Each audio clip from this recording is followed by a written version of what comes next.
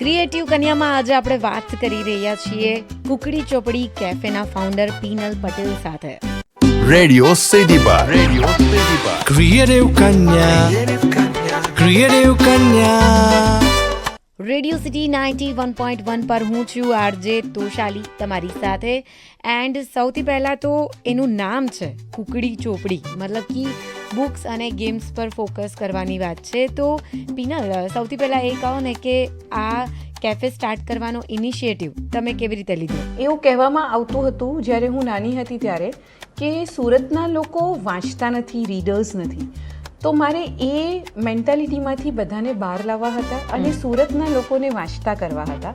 સો library મારું dream project હતું અને એ જ ડ્રીમ પ્રોજેક્ટ પર મેં કામ કર્યું અને આજે કુકડી ચોપડી સુરતને આપ્યું છે. અને તમારા મતે બાળકો માટે ગેમ્સ કેટલી ઇમ્પોર્ટન્ટ છે?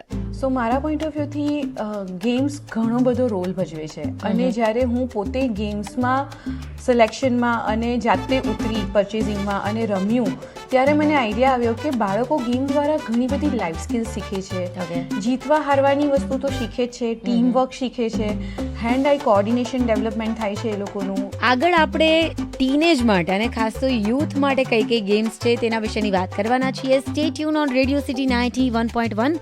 હું છું તોશાલી તમારી સાથે. ક્રિએટિવ કન્યા